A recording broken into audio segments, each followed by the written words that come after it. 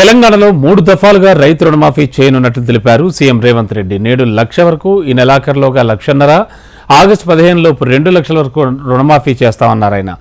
ప్రజాభవన్లో CM Revanth Reddy అధ్యక్షతన జరిగిన TPCC కార్యవర్గ సమావేశంలో రైతు రుణమాఫీ, రైతు వేదికల్లో సంబరాలపై హస్తనేతలు చర్చించారు. నేడు 1 లక్ష రూపాయల వరకు రైతు రుణమాఫీ చేస్తామన్నారు సీఎం రేవంత్ రెడ్డి. తొలి విడతగా 7,000 కోట్ల రుణమాఫీ నిధుల్ని రైతుల ఖాతాల్లో జమ చేస్తానన్నారు ఆయన.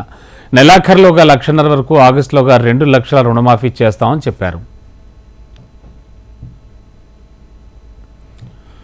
పార్లమెంట్ ఎన్నికల్లో ఇచ్చినటువంటి హామీ మేరకు ఆగస్టు 15 లోపు 2 లక్షల రుణమాఫీ కట్టుబడి ఉన్నామన్నారు సీఎం రేవంత్.